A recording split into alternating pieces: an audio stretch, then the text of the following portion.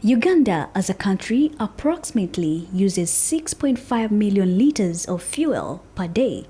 But lately, the country has been hit by a fuel crisis, which has seen a hike in the prices of fuel. For the last few days, Ugandans have been affected by the soaring fuel prices, which have crippled businesses and the economy in just a few days, especially when people are still recovering from the effects of COVID-19. Jeje Itedu is a parent and a private car owner. He says that he's finding it hard to take his children to school because of the increasing fuel prices. The first shock is the price is so high. The second shock, before you wait, the fuel is itself not physically there. We, as a parent, just taking children back to school for those who are in the boarding, and then these who are going to school on a daily basis, it ultimately means that those children have to stay home because you cannot manage to commute and take them.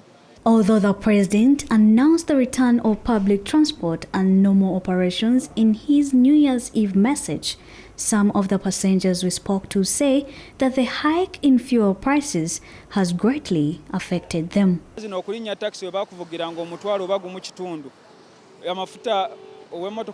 journey that a taxi used to charge 10,000 shillings, you now have to pay 20 or 25,000 shillings.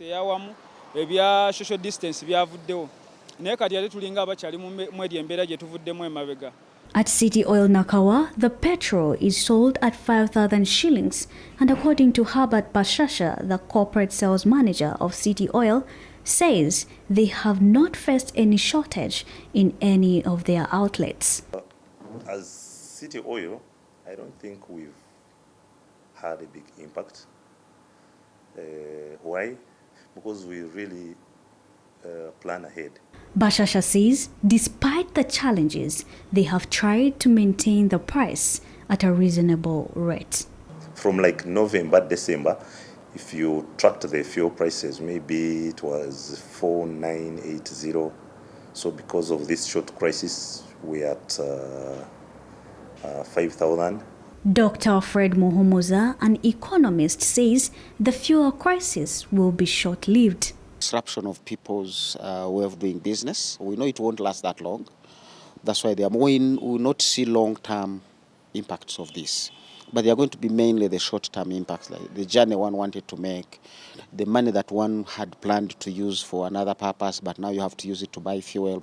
This is not the first time Uganda has faced such a crisis. In 2018, Uganda was plunged into a fuel crisis during the general elections of Kenya. There are people saying we must set up reserves. Reserves don't come cheap. You must spend money buying that fuel and dumping it there. Now, you would rather make sure it's not about the reserves you have kept, but you're actually managing this value chain well. So we need to look at other options. Fuel trucks. Where is the train? Where are the ships that are going to be moving around? Can we diversify so that if there is a disruption on one route, we have another alternative? Individual pockets have taken hit. The sectors in the economy have been greatly cracked by the inflating fuel prices. The economists are less bothered. However, they say it's necessary for government to find a permanent solution for the fuel crisis.